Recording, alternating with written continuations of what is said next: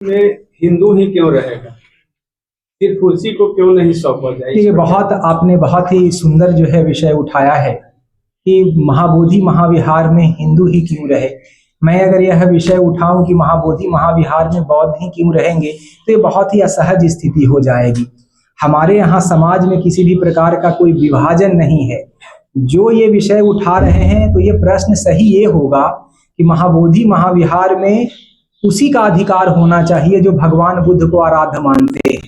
उनका अधिकार नहीं होना चाहिए जो भगवान बुद्ध का आराध्य नहीं मानते हैं। तो मैं आपसे यह प्रश्न करना चाहूंगा कि क्या कोई ऐसा सदस्य है जो भगवान बुद्ध को अपना आराध्य नहीं मानता हो? वर्तमान में महाबोधि महाविहार के समिति में जितने भी सदस्य हैं वो भगवान बुद्ध को मानने वाले हैं, भगवान बुद्ध के आदर्शों पे चलने वाले हैं।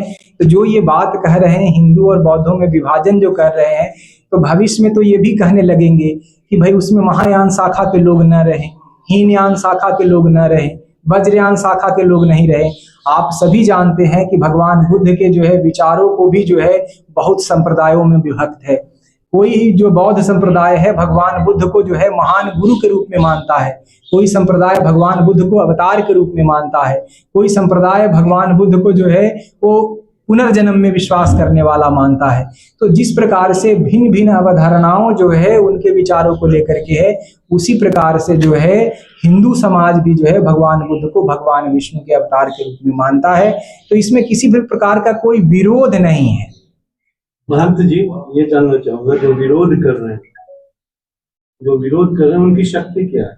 मेरा जानने का मतलब है कि वो उनका स्तर क्या है? वो क्या कोई इंटरनेशनल नेशनल या स्थानीय है? इस संगठन क्या, उन संगठन का वैल्यू क्या है? ताल्लुक किससे रखते? देखिए, जहां तक अगर आप शक्ति की बात करते हैं तो बोध गया में एक ही शक्ति है, वो भगवान बुद्ध की शक्ति है। और भगवान बुद्ध की शक्ति सदैव अपने मानने वाले श्रद्धालुओं के साथ में है।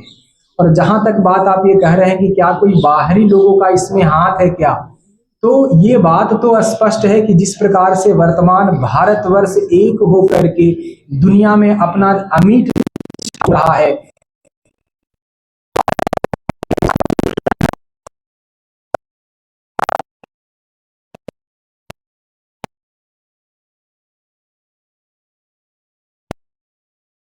में भ्रमित होकर के इस प्रकार का बात उठा रहे हैं। सर, मैं ये जानना चाह रहा था, जैसे कोई भी संगठन है तो एक राष्ट्रीय स्तर का संगठन होता है जिसका बोलना काम करना वो वैल्यू रखता है। ये जो विरोध कर रहे हैं क्या किस स्तर के हैं वो? हम उसके लिए बोलने चले, हम उसकी चिंता करें, उसकी चिंता करेंगे तो नहीं। अगर वो है कोई उस तरह का संगठन है तो ये बात आपकी सारी वाजिब है कि हाँ भाई अब नहीं, ये विषय जो आप कह रहे हैं मुझे नहीं पता कि संगठन है या उनका संगठन नहीं है।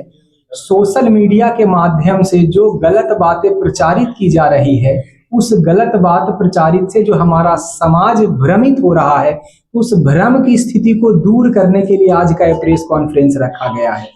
मुझे नहीं पता है, मैं आपके माध्यम से ही उन लोगों को भी यह विषय कहना चाहूंगा कि अगर किसी प्रकार की समस्या है तो बौद्ध धर्म में बहुत बड़े बड़े गुरु हैं, हमारे पूजनीय दलाई लामा जी हैं, हमारे कर्मापा जी हैं, या बौद्ध धर्म को मानने वाले जितने भी धर्म के गुरु लोग आते हैं उनको अपने गुरु के पास जाना चाहिए और अगर कोई विषय है तो उनको रखना चाहिए ताकि वो जो है वो समाधान कर सके। महंत जी, उनका आरोप है कि बीटी एक्ट 1949 बना था और 50 में भारतीय संविधान लागू हुआ। तो भारतीय संविधान लागू हुआ तो उससे पहले के जितने नियम कायदे कानून है वो इसमें थी खत्म हो जाते हैं, और अभी तक 49 जो एक्ट है वो चल रहा है, उसको भी लेकर उन्होंने सवाल किया। देखिए, अगर एक्ट के बाद में भी अगर आप देखेंगे, जो अगर मान लिया जाए कि यह जो है लीगल, अगर उनका कोई विषय है तो लीगल जो हमारे एक्सपर्ट हैं तो उनसे ये ओपिनियन लिया जा सकता है कि इसमें लीगल क्या प्रावधान है, और ये सरकार का विषय है। बात ये है कि उस प्रबंधन समिति के रहने से हम लोगों के आपसी भाईचारा और आपसी प्रेम में किसी भी प्रकार का कोई विरोधाभास नहीं है। अगर इसके लीगल अथॉरिटी के बारे में अगर आप चर्चा करना चाहते हैं तो धन्यवाद।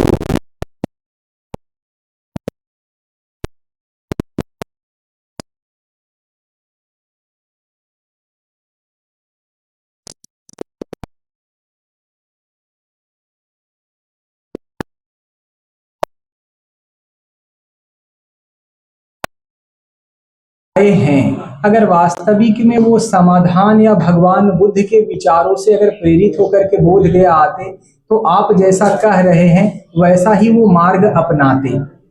उनका उद्देश्य ही जो है वो समाज को भ्रमित करके हिंदू समाज को जातियों में विभाजित करना है। अगर वो वास्तविक में समाज को लेकर के, भारतवर्ष को लेकर के इतने अगर जागरूक नागरिक रहते, तो इस प्रकार का सोशल मीडिया में जो है भ्रम फैलाने के स्थान पर वो जो आधिकारिक व्यक्ति रहते उनके पास में जाकर के वो चर्चा करते। हमारे भारतवर्ष में हम लोग गुरुओं की धरती से आते हैं, हमारे यहाँ गुरु परंपरा होती है। हमारे यहाँ कोई समस्या होता है तो हम अपने गुरु और बड़े बुजुर्गों के पास जा करके उसका समाधान का मार्ग ढूंढते हैं। हम समाधान का मार्ग जो है वो गलत बातें प्रचारित करके नहीं करते हैं। तो इसमें जो है यही विषय है। स्वामी जी एक क्वेश्चन, जिस तरह से उनका डिमांड हो रहा है, अगर बिहार सरकार मान भी लेती है तो मठ का या सनातन धर्म के लोगों का क्या रूप होगा?